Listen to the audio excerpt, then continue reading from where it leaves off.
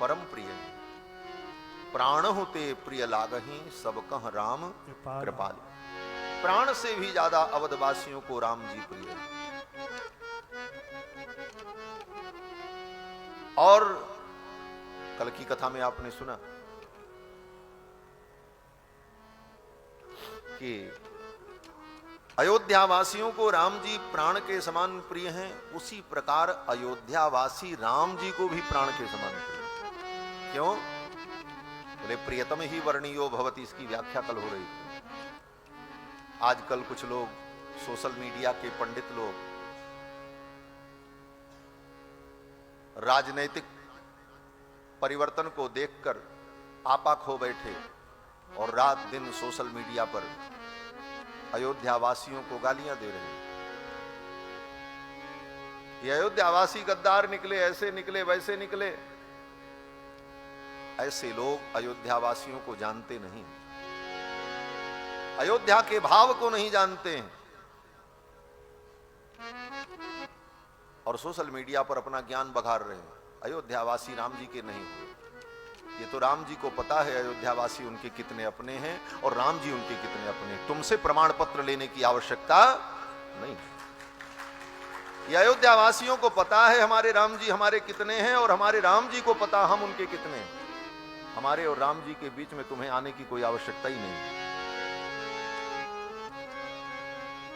क्या लिख रहे हैं सोशल मीडिया पर? अयोध्या में जाओ, दर्शन करो, किसी से पानी मत लेना, किसी टेम्पू में मत बैठना, किसी थ्री व्हीलर में मत बैठना, अयोध्या में कोई सामान मत खरीदना, किसी से कोई संबंध मत रखना, राम जी का दर्शन करना। तो मैं पूछता हूं फिर राम जी का ही क्यों दर्शन करना? राम जी भी तो अयोध्यावासी है, मत आओ अयोध्या। ऐसे लोगों को अयोध्या आने की जरूरत ही नहीं है। राम जी से मिलो और राम जी के प्रेमियों से, अवधवासियों से तुम्हारे मन में दुर्भाव हो, जीवन में राम जी कभी तुम्हारे ऊपर प्रसन्न नहीं होंगे। भगवान का अपराध करो, ठाकुर क्षमा भी कर देंगे, लेकिन भगवान के आश्रित अवधवासियों को आप इस प्रकार अपमानित करोगे और उनके लिए अपशब्द का प्रयोग करोगे, राम जी तुम्हारे ऊपर कभी प्रसन्न नहीं। जो अपराध भगत कर करई, राम रोष पावक सो जरई। अयोध्या क्या है? इस अयोध्या में जो पैदा हुए, अयोध्या में जो पले, जो बड़े हुए, जो अयोध्या वास कर रहे हैं, ऐसे संतों से मिलकर के पूछो, तब जानोगे अयोध्या क्या है, अयोध्या की महिमा क्या है, अयोध्या का फल क्या है और राम जी के प्रति यहां के लोगों की कितनी श्रद्धा है। आज सारी दुनिया के लोग बड़े राम जी के शुभचिंतक बन गए। जब अंग्रेजों का राज्य था, सरकार के विरुद्ध बोल देने पर एक ही सजा होती थी, फांसी पर चढ़ा। उस समय कोई व्यक्ति बाहर का नहीं आया था। इसी अयोध्या के लोगों ने अर्धरात्रि में जाकर के उस विवादित ढांचे पर कब्जा करके राम जी को विराजमान कर दिया। तब कौन आया था सहायता करने?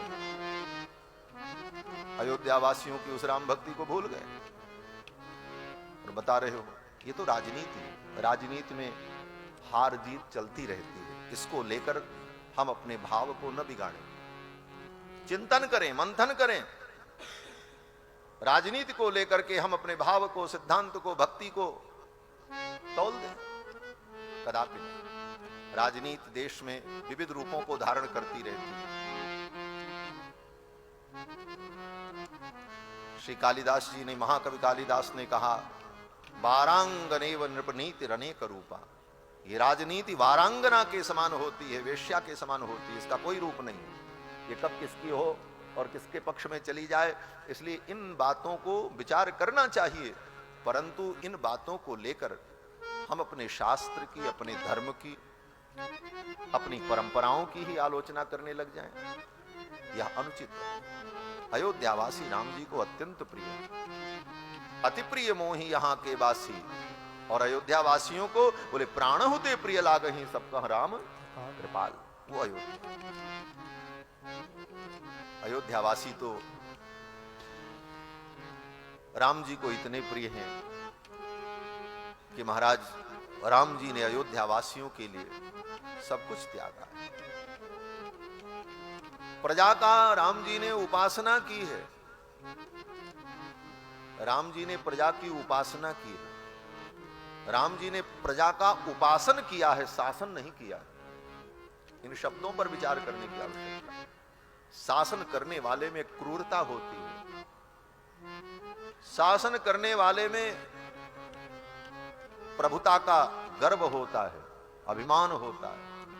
उपासना करने वाले में उपास्य के प्रति प्रेम होता है और समर्पण होता है और विनम्रता होती है। राम जी ने अयोध्या की उपासना की है 11,000 वर्षों तक प्रजा की। 10 वर्ष सहस्राणी 10 वर्ष शतानि च रामो राज्य मुपासित्वा। महर्षि वाल्मीकि कहते हैं उपासना की राम जी ने। रामो राज्य मुपासित्वा ब्रह्मलोकम प्रयास्यति। जिन राम ने अयोध्या वासियों की उपासना की, तुम उनकी आलोचना करके अपने को बड़ा ज्ञानी बन रहे हो। तुम धूर्त हो, ऐसे लोगों धूर्त हैं। ऐसे धूर्तों से बचने की आवश्यकता है। बंधुओं, सोशल मीडिया तो ऐसा प्लेटफॉर्म है कि जहां पर हर व्यक्ति को स्वतंत्रता, कुछ भी बोलो। इसलिए इन बातों पर ध्यान देने की आवश्यकता नहीं है। राम जी को सब पता है। सब जानत प्रभु बिनहि जनाए, उनको सब मालूम। तो राम जी अयोध्या वासियों को परम प्रिय। इस प्रकार से राम जी की बाल लीला का गोस्वामी जी ने खूब सुंदर वर्णन किया।